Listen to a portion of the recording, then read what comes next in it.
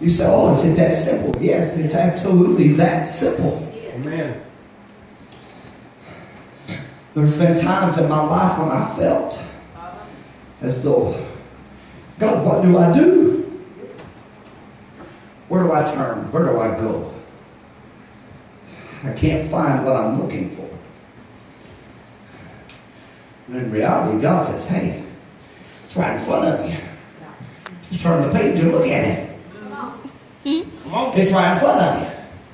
He says, just turn the page and look at it. The sooner that you realize, the better off you're going to be. The sooner that you realize that God never left. Right. God is right where you left Him. People say, well, I one time did this, I one time did that. I said, listen, as I was telling you last night, I can't get away from it. We're trying to live off of a flame that went out 40 years ago. Quit trying to live off of yesterday's fire. Yesterday's fire is not good enough. It won't work. It's not going to warm the hearts in this day and time. We need new fire. We need new revival. We need something great. I'm tired of constantly, amen, and don't get me wrong, I love to reminisce, but I'm tired of constantly just hearing nothing but stories about what used to be. Yeah. Amen.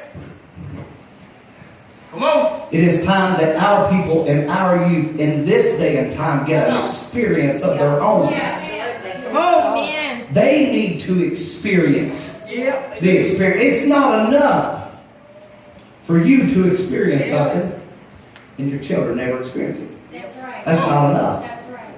What are you going to do? You're just going to tell them stories the rest of your life? Come on. You're going to tell them what used to be? Go ahead. But yet, so many times, and I'm telling you, we've gotten to the point to where we like to point the finger at the church. We like to point the finger at everything else. Well, things ain't like they used to be because of, and then we'll go through and we'll start naming why things ain't the way they used to be. But my question is, what have you done lately to change that? Right. Come on. Come on. What are you doing Good word. to change that? Yeah.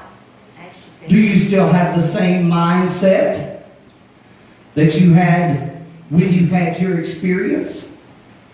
Are you still praying like you was when you had your experience?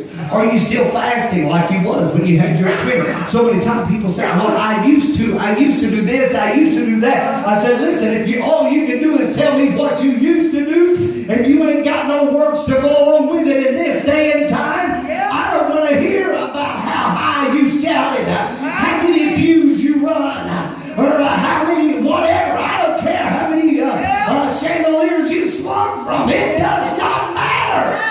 No. Yes. Somewhere. Come on. Ain't good at that, you lost it. Well, I remember a time when I shouted my shoe heels off.